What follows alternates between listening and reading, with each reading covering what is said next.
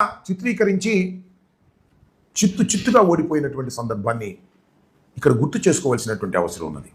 ఇక్కడ ఒక విషయాన్ని నేను చెప్పదలుచుకున్నాను.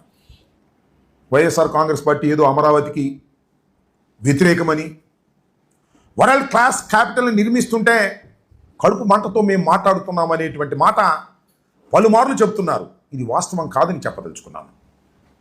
ఆంధ్రప్రదేశ్ విడిపోయింది, గాయపడి విడిపోయింది.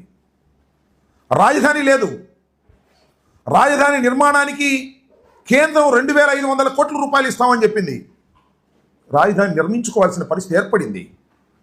ఆర్థిక పరిస్థితి బాగోలేదు. హైదరాబాద్ లాంటి పట్టణాన్ని కోల్పోయాం. అక్కడి నుంచి ఇక్కడికి వచ్చేసాం. 10 సంవత్సరాల పాటు హైదరాబాద్లో ఉన్నటువంటి ఇన్ఫ్రాస్ట్రక్చర్ని రాజధానిగా ఉపయోగించుకునేటటువంటి ఫెసిలిటీని మనకి విభజన చట్టం కల్పించింది. చంద్రబాబు నాయుడు గారు వచ్చారు, ఏం చేశారని అడుగుతా ఉన్నా.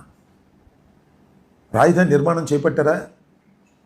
రాజధాని నిర్మాణం కాదు, రాజధాని పట్టణాన్నే నిర్మిస్తామన్నారు. దురదృష్టం అంటున్నాను. ఒక అద్భుతమైన పట్టణాన్ని నిర్మించగలిగినటువంటి స్థాయిలో గాయపడి విడిపోయినటువంటి ఆంధ్రప్రదేశ్ ఆర్థిక వనరులు ఉపయోగపడతాయా అనేది ఆలోచించలేదు. ఒక అద్భుతమైన నగరం నిర్మిస్తాను. ఎంతండి అద్భుతమైన నగరం నిర్మించడానికి? 1,00,000 కోట్ల. 1,00,000 కోట్లతో అద్భుతమైన నగరాన్ని నిర్మించడానికి కావలసినటువంటి ఆర్థిక వనరులు ఆంధ్రప్రదేశ్కు ఉన్నాయా? లేవు కదా. లేకపోయినా నేను నిర్మిస్తానని చంద్రబాబు నాయుడు గారు కలలుగా అన్నారో లేకపోతే ఆశపడ్డారో నాకు తెలియదు, కానీ కొంప ముంచేశారని ఈ సందర్భంగా నేను చెప్పదలుచుకున్నాను. 5 సంవత్సరాల పాటులో నేను ఇంతకుముందు చెప్పినట్టుగా 48,000 కోట్లు ఖర్చు పెడతామని కేవలం 5,000 పైచీలు కోట్లు ఖర్చు పెట్టి గంగలో ముంచేశారు. రైతుల దగ్గర నుంచి 33,000 ఎకరాలను సేకరించారు. రైతులకు ఏం చెప్పారండి?